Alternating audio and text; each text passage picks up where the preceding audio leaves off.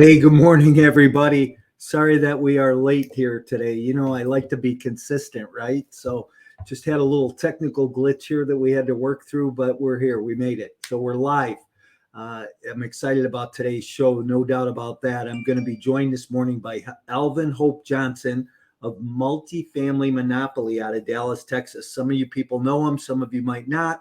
Whichever way you are this morning, you're going to get a lot out of today's show. Absolutely no doubt about that. The thing I want to talk about real quick is consistency, right? I try to be here every week at the same time, Saturday morning, 10 o'clock. So if you're new to the show, go wake somebody up, grab them, get them here because we're going to have an unbelievable show this morning. And if you're somebody who listens in all the time, I'm sorry. We just had some glitches this morning, but consistency is really important. It's the consistency in our life and the things that we do over and over again that cause us to be successful, to move our business forward, to move along personally. And, I always talk about we can't grow professionally until we grow personally, right? So consistency is one of those places we need to start. And I've heard it talked about a lot that, consistency, just getting up every morning and making your bed and doing that one ritual every day will build into your life. The consistency of picking up the phone and making those sales calls or going out and knocking on doors, doing what you need to do to grow your business, to move your business forward. The consistency in what we do, building into the mundane fundamentals, the things that we do every single day over and over again. It's like when I would teach my kids Little League, right? And I taught them how to field ground balls over and over and over again. And they'd be like, Coach, can't we bat? Can't we hit some pop-ups? No, not until you learn how to master the fundamentals. And that's what we all need to do in our life. So what we're going to do this morning is bring our guest in. Before I do that, though, I want to remind you, if you're new, please follow us. Go out to YouTube, subscribe to the channel, LinkedIn. You will see relevant content come up all the time, all week long. I'm here to bring good insight, good speakers, good guests to my shows. We're here every Saturday morning at 10 o'clock. And then again on Thursday, we do Thursday Morning Live, which is a local area show for local entrepreneurs in Chicago. And today it's beautiful in Chicago. The sun is out and it's just great. So glad that you're here. So I'm going to bring our guest in, Alvin Hope Johnson. Alvin, you ready? Come on in, buddy. Hey, Mike. How you doing? Man, never better. Doing great today. I am so excited about you being here. You and I got on this morning. And I said, how long we've been trying to do this? And at the same time, we said about a year. Yeah. It's been about that long. So I'm glad we finally get together and chat. Well, I'm glad to do it today. I feel like I've grown over the last year, and I would probably be embarrassed of the guy I was a year ago.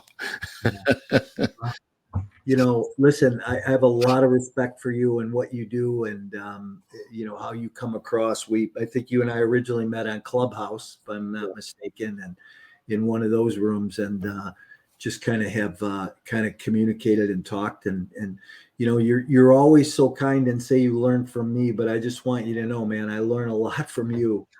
So we're kind of in the same space, but different spaces.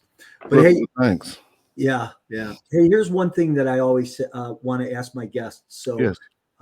Is in one word, what best describes you personally and professionally? One word. I'll say tenacious is one word, but then on the personal side, I'd say giver. Tenacious is a big word. I always tell the story. I didn't know what that word meant. I was probably in real estate 3 years doing real estate sales. And I walked in a guy's house and he said, man, Morawski, you are the most tenacious guy I know. I said, oh, thank you. I didn't know what it meant, right? So graciously I go, oh, thank you. And he goes, and I go home, I grab the dictionary and I look it up. I go, oh, that is me, man. Yeah. I'm always, I had a mantra selling real estate, I follow up with you till you list or till either you list or you died. So Well, that makes success, right? They say the money's in the follow-up. Yeah, yeah. Let me tell anybody, if anybody's online this morning, you want to throw a chat in the comment box, please do. If you want to ask Alvin a question or have a question for us, we'd be happy to get those answered for you this morning. So, Alvin, what makes you tenacious? Mike, I didn't have a backup plan. You know, I graduated high school and I didn't go to college. So I didn't have a degree to fall back on, if I can use that term. Yeah, So I had to eat, had a family when I was young, 21 years old. My son was born. And man, I remember people talking about how he was getting teeth and, you know, and I was like, man, this kid gonna need some meat here in a minute. You know, it's like, oh, he's getting so big. And I'm looking at his feet going, man, he's gonna need some shoes because he's walking. So there's just never been anything for me to rely on other than my faith and my ability to have to go work or get to go work. yeah. Yeah. So it's interesting how we come across that, right? And then you said giver as another one. And, you know, you're probably the first guy in 200 episodes that wants to use two words. So let's talk about your second one. Um, I have come to believe that we can't outgive the ultimate giver. Hmm. And I love what Zig Ziglar said, that if we can make enough people's dreams come true, how easy it will be for ours to come true. Hmm. So, and I paraphrase that, but Yeah. um, that's been really probably the basis of how I've been able to be where I am today by looking out for those around me just as much as I look out for myself, and we've come up together. Even when there was almost nobody there, there was always one person somewhere that was either praying for me or cheering for me. Yeah. And even when we don't know it, and then when we get, you know, out of that funk that we've been in, because I've been in funk a couple of times, and look up and there's that person. And so for me to be able to give back, I heard somebody say it this morning that when somebody does something for you, sometimes in most people, it creates a situation where we feel like we have to do something nice for that person. Hmm. Well, I think that's been one thing for me. But then I flipped it and said, what if I were the giver first? I heard somebody talking about giving a tip when you sit down at the table for the restaurant tour or for the waitress. How that's a gift, but it also brings some level of expectation for that person that's serving you, right? Yeah. So I just love being a giver, man. God's given me so much, uh, so many opportunities that I love to share my opportunities with others, and it just creates waves of just giving and receiving. You sure sound like you have a grateful heart. You know, Um, yeah, I am very grateful. A lot of grace has been shown to me, given to me, and for that, a lot of gratitude is yeah, definitely yeah. owed or due. So, so talk about your background a little bit. How'd you get here? You know, there's some uneasy walk along the way, and you know, how'd you get here? Man, I started as a paint contractor. Well, I started as a painter, as a helper, painting $1 million, 15,000 square foot houses back in the early '80s, right out of high school. And fast forward, paint contractor, renovator, GC, building houses, mortgage company. But I think the pivotal part that got me here after all of those experiences, in 2008, I had an opportunity to volunteer for a guy that had 16,000 units of apartments. Hmm. And that volunteerism, giving, helping to make his dream come true, put me in a position to where I sat at the table of what today would probably be a close to $2 billion company. And when my mentor and friend died, I became the president of that organization and had an opportunity to walk it through a liquidating bankruptcy. So I learned this business at a time like in a not great part of the climate, you know, economic climate, 2009, 10, um, from some of the smartest attorneys in the country, how to unwind an opportunity. So when you unwind a deal, it kind of teaches you how you can structure deals going forward. And so I got that experience. And then after that was over, I had an opportunity to take the company that we have today, Hope Housing Foundation, which is our charity, where we own all of our affordable apartments and provide affordable housing opportunities. We took that company with no resume and said, "Hey, man, let's go buy some apartments. Hopefully, we can do that." So we named the organization Hope Housing Foundation. Me and the board that was constituted, they hired me, and we set out to go do that. And so for the last 12 years, we've been owning and operating Hope Housing Foundation. Well, not owning.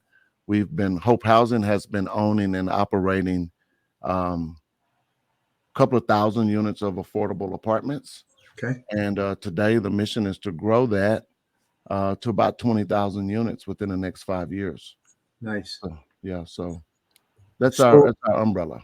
can you talk about Hope Housing a little bit? What is Hope Housing? Who do you guys serve, and what's that model look like? Well, the Hope Housing Foundation is a 501c3. The mission is to provide safe, decent, sanitary housing to the economically challenged and workforce communities across America. So that's just about everybody. So that's either low income or gray collar workforce housing, right? So the mission there is, again, to grow it to over 20,000 units in the next few years. We're doing that through a new construction model of syndicating deals with partners and putting together. It's only 100, 200 unit deals that we have to do. Sure. So that doesn't sound like a lot. It's 20,000 sounds like a lot. When you say 100, that's not that many. And so the goal is to find the right partners that want to do some sustainable, eco-friendly, near net zero housing, the best housing on the planet. And guys like you, Mike, that are allowing me to share this message, going to help me find that right partner. And so we're doing that. We've got about 1,000 units that we're going to break ground on this year around Texas, and next year we're looking to start about 3,000 units. Oh, we also have some up in Wisconsin that we're going to close on this month as well. So we're not geographically challenged, and it's pretty fun. Yeah. So here's a couple of things, and I have a big interest in this, right? Because I run a prison ministry from my church here, and I have I think there's a big need in the marketplace for some of these men and women coming home from prison that are struggling getting back on their feet, and can't find housing, right? So talk to us about the model a little bit, as far as, you say it's affordable housing. What does that mean? And does the resident pay anything? Is it all government subsidized? Do you have to be, are you getting tax credits? Is there bond deals that it's, how's that going together for you? There's several different models for that, but I think the education needs to start with what is affordable housing. And that was a great question that you asked. And I believe that affordable housing that definition is defined by HUD. And it has to deal with your area median income for your particular zip code. And it goes from 120% of that area median income to 30% or below of that area median income. So let's use an area like McKinney, Texas. Area median income is 100,000. So if you're at 80%, which is where most of the subsidies are set aside for housing start, at 80% of that 100,000, you're making $80,000 a year.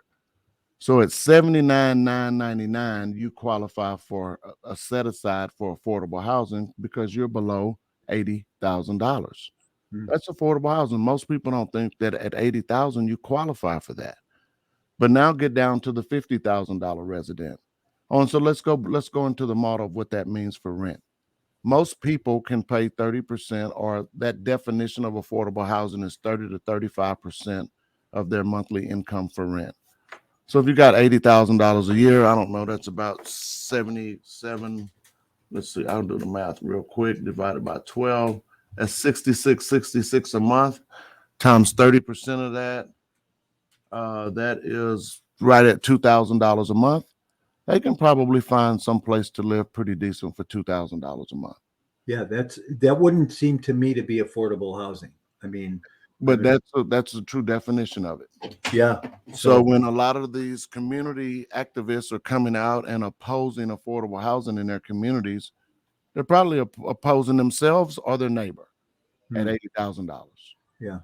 But now when you get down into the $50,000 range, now you're at $3,500 a month, and now you got a $1,200 a month that you can pay towards rent.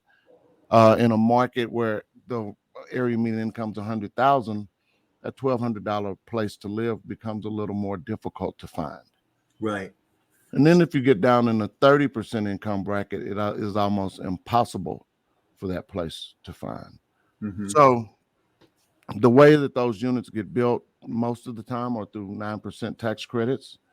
And those tax credits offset the cost of construction, because that unit that costs $200,000 a unit to build in Princeton, Texas, costs the same thing to build in that neighborhood where the area median income is $30,000 or $50,000. The Yeah. units cost the same. And so that subsidy from a 9% tax credit or some TIF dollars or wherever you can layer funds to close your capital stack helps to set aside those units so people can hopefully afford them. So that's what an affordable housing model looks like. We've used tax-exempt bonds to purchase and renovate existing properties. So by having a tax-exempt bond, we can get a little more leverage on those and allow us to rehab those really, really nice. And then those are 40-year amortization. So we've got really low interest rates on those. So that allows us to provide some level of affordability that way as well. And then on the market rate side of housing, we're doing that through multifamily monopoly. And that's where we're in markets where the area median income is 100,000 plus, where there are no tax credits. And Anna, Texas, another $100,000 area median income market. There are no tax credits, but there still is a need for workforce housing. A guy that's making $100,000, he can't find a place to live for $2,500 a month because there's just not any inventory of housing. Yeah. So we're helping to fill that need as well through that for-profit model. So I know, a couple of the things is that there is a need in this country for housing. We have a housing shortage. They say right now there's more cranes and temporary fences up in every city in the country than there's ever been. And if everything got delivered today, we'd still be a couple of million houses short for people. So, the housing shortage, but is there a bigger shortage on the affordable housing stuff than just everyday workforce housing? Well, Mike, I'll tell you, I've heard some people that I consider to be pretty smart say that there's not a shortage. I don't know why they say that, but the inventory is being bought up by large funds that for taking a lot of the inventory off the market. I don't know if that's right or not, but there's always a need for affordable housing, and it's getting more so every day. As we hit some of the highest inflation we've seen in 30, 40 years, everything's going up. Rent's going up 15, 16% over the last couple of years, over and over and over. So when you talk about affordable housing, that person that made $40,000 last year doesn't go near as far this year. Yeah. And so, that $1,500 a month rent probably is $1,700 this year. And their check didn't go up $400 to be able to compensate that. So absolutely the need for affordable housing is becoming more and more across the country. Yeah. So, and it sounds like it's something that is probably pretty easy to do, and maybe not easy to do, but some infill stuff. Like if I look in Chicago here, there's so much opportunity for infill for vacant land. All the neighborhoods there's empty lots. And I think part of the problem is some of these sellers want way too much money for the land. Which you have to go up, and then there's those city restrictions. You can only go up so high. So the whole city lot dilemma, right? But I think there's a lot of opportunity here for that kind of stuff, because affordable housing, it's back to the conversation we had a little earlier about these men and women coming out of prison and not having a place to live if they had a place to go. And I don't mean a halfway house situation, but I mean a place they can afford where they could sustain themselves, go get a job, and not return back. Well, I'll tell you, Mike. There are a couple of things with that recidivism. Most apartment communities have really, really strict guidelines when it comes to background checks. And as apartment owners, we have to, because we're liable for the rest of the residents that live in that community. And so when we have a violent offender apply, and especially under our affordable housing guidelines, we have to treat everybody the same. Well, under any kind of housing guideline, you're supposed to treat every person the exact same. Right. And so that becomes a problem with the background checks for people returning to society from prison. But one of the things that we're wanting to do, or in the process of doing, to curb the recidivism is through our trade school. So with us building these apartments, we are setting up our SIP plant, our own structurally insulated panel plant, that will have a trade school component that will be able to train individuals to be able to be carpenters or even subcontractors or entrepreneurs to go and be SIP qualified to build these units that we're building. And we've also got some master electricians, HVAC guys, and plumbers that are going to be part of the trade school that will be able to teach licensed trades. So that hopefully that'll help. We're going to get some of the participants from the Texas penal system that have had recent, nonviolent offenders released. We're working on that process now. And so there are a lot of ways to, as I said, make somebody else's dream come true, give somebody else a second opportunity. Yeah. But also in doing that, it's building a workforce that we need to establish to complete our apartments. Everybody's having a labor shortage. We think we can curb some of that. And we're just doing good while doing good. So, that's one of the things we like to work on. Well, listen, here's the one thing. Not all offenders are the same, and because That's they get correct. treated the same, it's kind of a sad case, right? It is. Because you've got you've got white collar guys, you got drug guys, you got guys that made a mistake, and then there are the violent criminals, right, and the sexual offenders, and there is a difference in some of that stuff, and to treat everybody the same, I think, is a shame. Now when we're talking about treating all of our private investors the same, that's a different story, right? When we raise private capital and we put a deal together, and so, but that's, I don't know, I struggle with that because, When I say that, let me clear that up, Mike. When I say all crimes are not treated the same when people look at background investigations. Okay. Yes. Okay. Better way to put that. Yes. Yeah. Hey. A misdemeanor is not weighed the same as a murder case, or a drug offense is not weighed the same as you have 500 pounds of meth in your car. Right. Or a couple of grams. Right. No, they're not weighed the same. Right. Hey, so it sounds like you do something in your business structure where you bring together nonprofit and the profit world. Did I pick up on that, or is that not something you do? So do you create an entity anywhere in what you're doing that brings the non-for-profit and the profit world together? Well, there are two different verticals. Right. Two totally different verticals, and they have to be totally separate. So I wear two hats. No, I wear about 15 hats, but we have an operation dedicated directly to Hope Housing Foundation and the management of those assets and the growth of that organization. And then Multifamily Monopoly, we have a team dedicated to the education process of that and the growth of that company as well, through our being a totally vertically integrated construction company, all the way down to acquisitions, financing, the education part of that, and delivering units to our students and clients. So two different verticals that work really well together. Yeah. Okay. Do you like one better than the other? It's all real estate.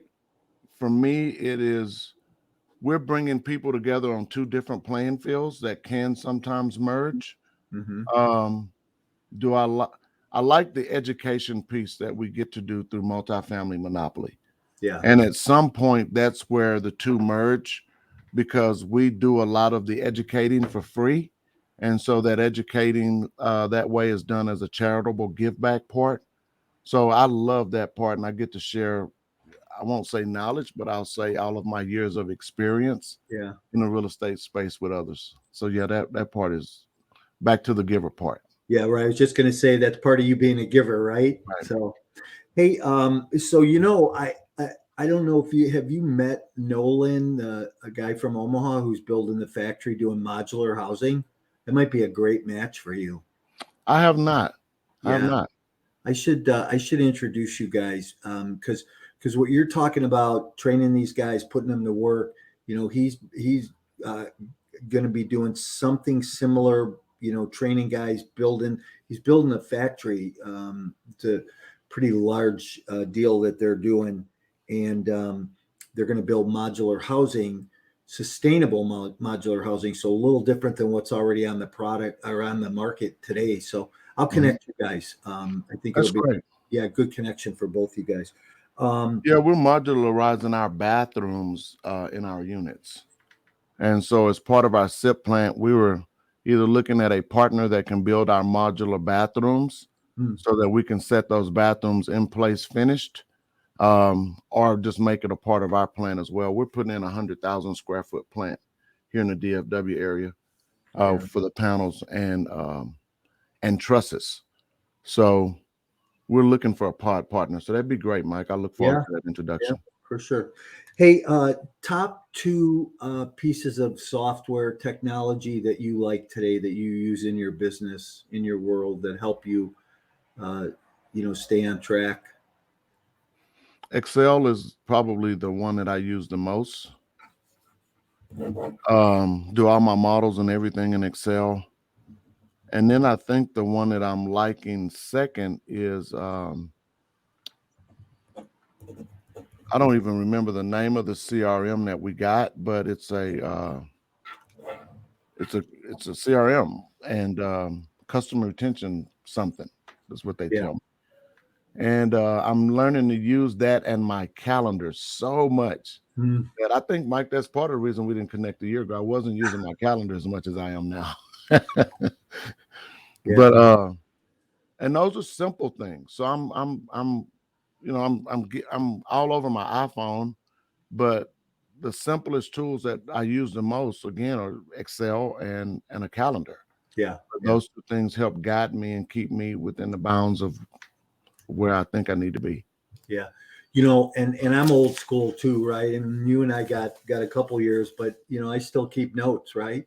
Yeah. And sometimes I look at my desk and I go, God, I just want to throw everything in the garbage and start over again, Well, you can see junk in the background around me now. Yeah. It's crazy, but there's some technology stuff that's good, and some other stuff I think that just is makes it encumbrance, and it's kind of tough. But how about where do you see?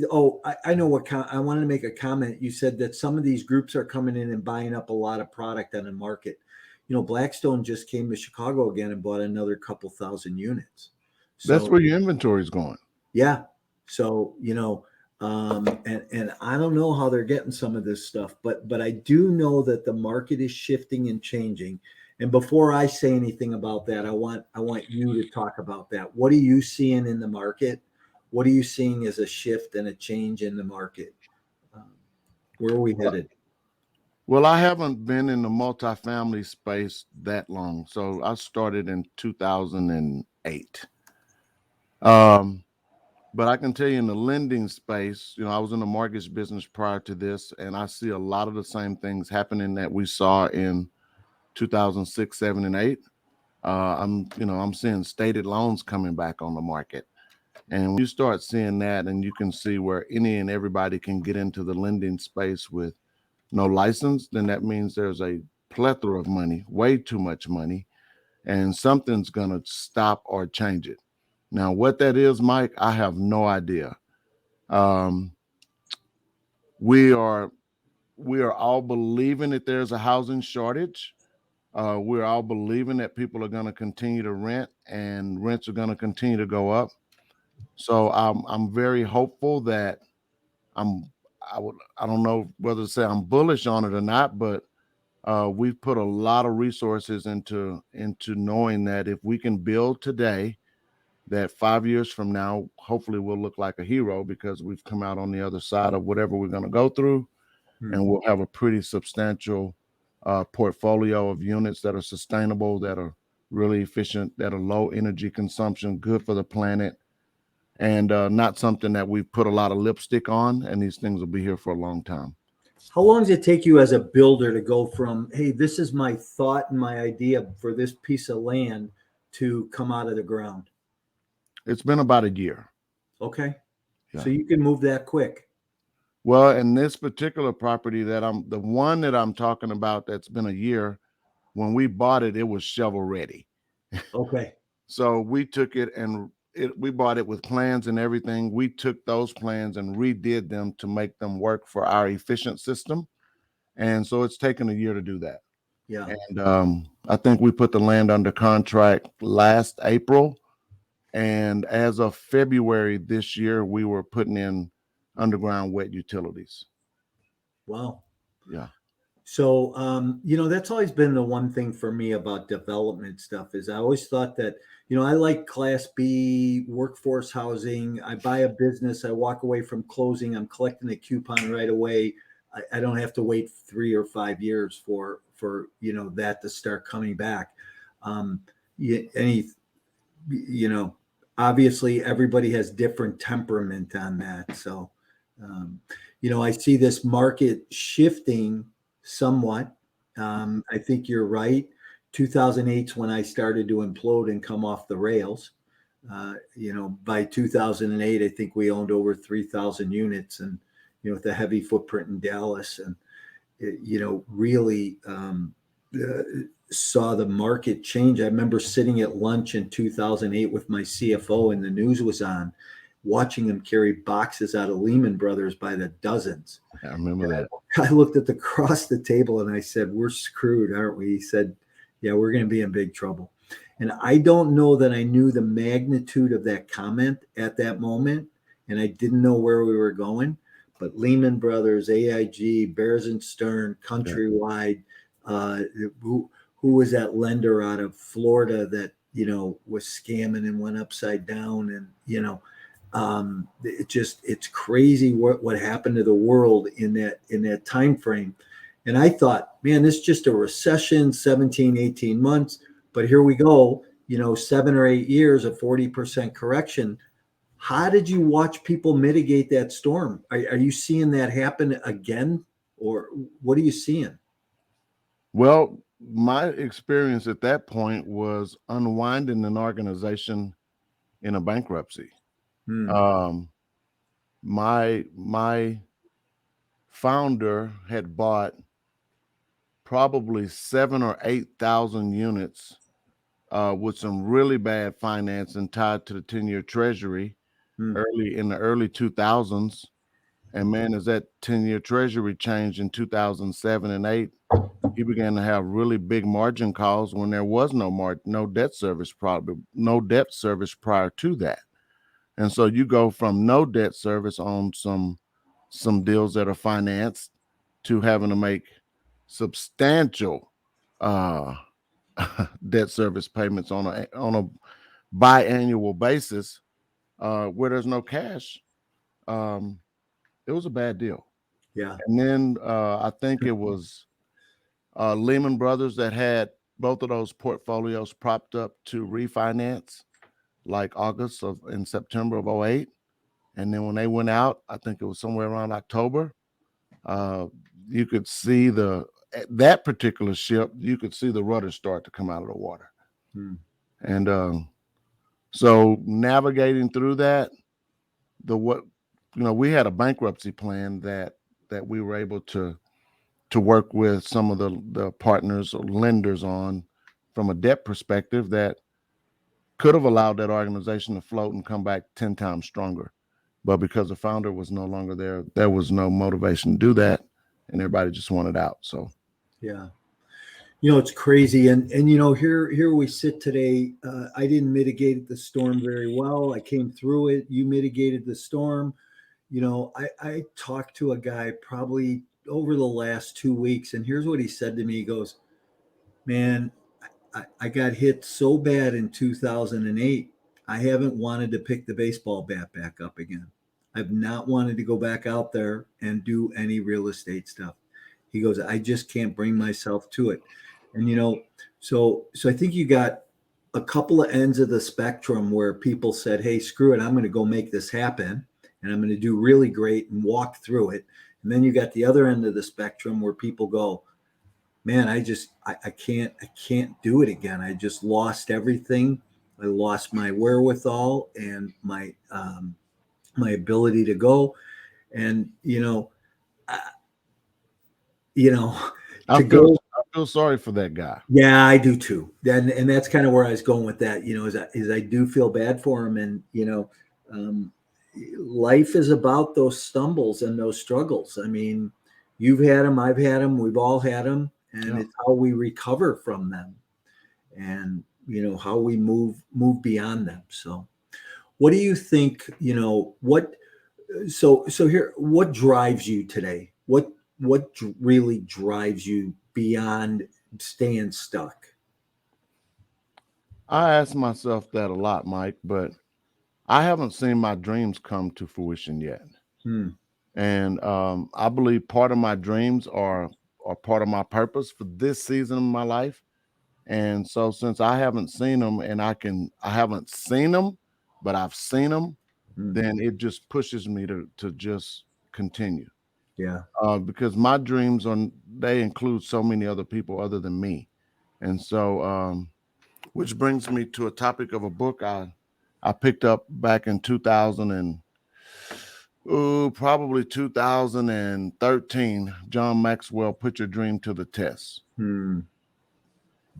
I love John Maxwell. He has written some great books, that's for Yes. sure. And leadership and business quality stuff that is just. So, what was one key principle out of there? Well, I think it may be the forward or in chapter 1, there are 10 questions that he asked you about the dream. And I couldn't get through the first 3 or 4 questions with a yes answer. So I never finished that book. About a month ago, I picked that book up and I started reading it, and I got through chapter 1, and I was so excited because I could literally answer yes to every question in that book about what I believe the dream is. And so then, he goes on to say, if you can do that, you're probably 99% gonna make it happen. And so does that mean it's a real small dream? I don't think it is, but maybe it is. Maybe I'll look back 5 years from now and think that was too small. But I know a year ago I couldn't get there, and today I can see it in my head, because if we can't see it, we'll never be it. Yeah, right. But so it's just exciting to watch my own growth. It's just so fun. Yeah, and this stuff, and you embrace this stuff, but it doesn't make it easier, right? It's still, absolutely not. just because you think a little bit differently doesn't make the journey easier. No. Just because we visualize the end result or getting it over the finish line doesn't make it any easier, versus the guy who lost everything and didn't bounce back. It doesn't make it any easier for any of us. Not at all. I think it's I was just listening to Grant in Clubhouse when we first got on. Yeah. And in the social media room, and talking about he's going to do a 4-hour summit today for 150,000 people for free. Yeah. A billionaire at 63 years old. Yeah. But he knows that from this free training, he said, this will help me get my skills down, because next week, all of the people that didn't do it for free, we will have an option to chop it up into pieces and sell it off for $1,000 a person. And we'll probably sell 10,000 units. Mm-hmm. So always trying to get better, always selling, never stopping, never settling.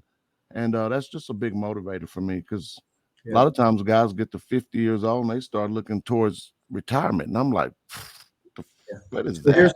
here's what you told me a couple of weeks ago, and I don't know if you'll remember this. You were on your way back in the car from Miami. You had just left Grant's deal, and you said, I downloaded his book, and I've been listening to his book over and over again on the way home.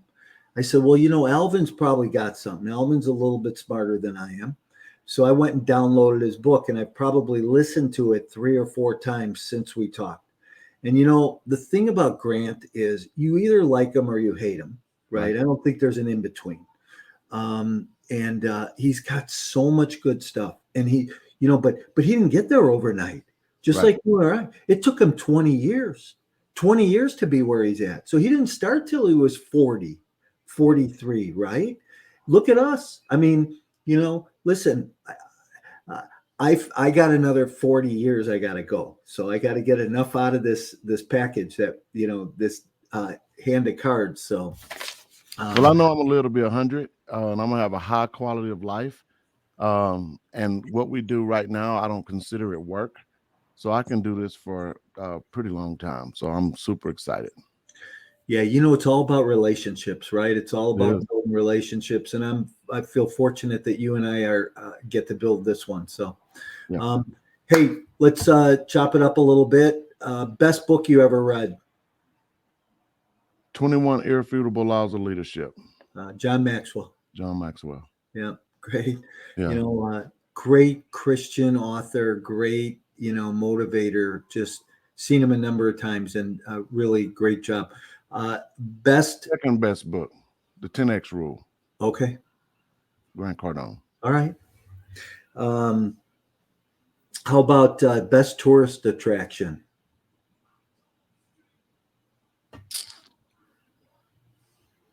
Mike, I'll tell you, I hadn't seen many.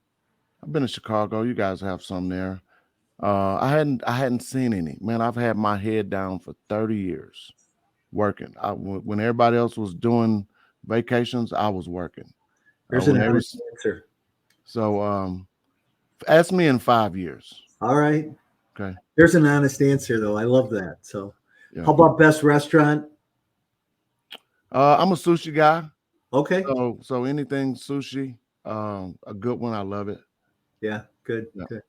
Well, Alvin, it has been awesome this morning. I appreciate you. I appreciate your giver spirit, your gentle heart, how you do this thing. And you know what? I said this morning, I said, God's got a plan, and it's all in his timing. So a year ago, this might not have been as nice, and now it's perfect. So that's right.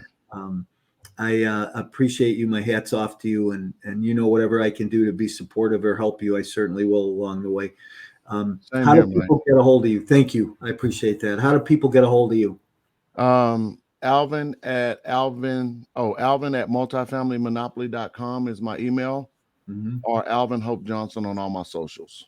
Perfect. And I'm going to move you to the back room. If you hang out with me for a minute, I'm going to say goodbye and we'll make it a wrap. So sounds good. Thank you. Thank you. Hey, everybody. That was Saturday morning multifamily unplugged with Alvin Hope Johnson. And man, what an episode. We talked about some things that I love this Saturday morning unscripted, right? I never know where we're going to go, what rabbit hole we're going to jump in, and how we're going to work through that. But we talked about a lot of things. We talked about profit business, nonprofit business. We talked about affordable housing. We learned some fundamentals around it. So there's a lot of meat here today. I would go back and listen to this a couple of times, download it, listen to it in your car. There's a lot of information and a lot of knowledge here. So if you want to connect with Alvin, do that. Today's show was brought to you by the GOB Network. Remember that the GOB Network is having an event in July 13th and 14th. I actually have the honor of speaking at the event. It'll be 2 days of powerhouse networking. Hopefully Alvin and some of his team will come up for that. But the GOB network is really designed about helping people do multifamily deals. So it's all going to be about networking. There should be 500 or 600 people there. If you are looking for a ticket, you need a discount code, give me a call, message me. I will get you that discount code. Remember, coming up over the next couple months, I'll have a multifamily acquisitions boot camp, and then the summit in October, which will be 3 days virtually of 20 speakers from around the country. So I look forward to an action-packed summer here this year. Spring or summer's finally coming to Chicago. The sun is out today. It's a beautiful day. So there'll be some bike riding, and no better place to be than in the city in the summer. So, hey, thanks everybody. We'll be back here next week. If I can answer any questions, be of any help, or do anything for you, don't hesitate to reach out.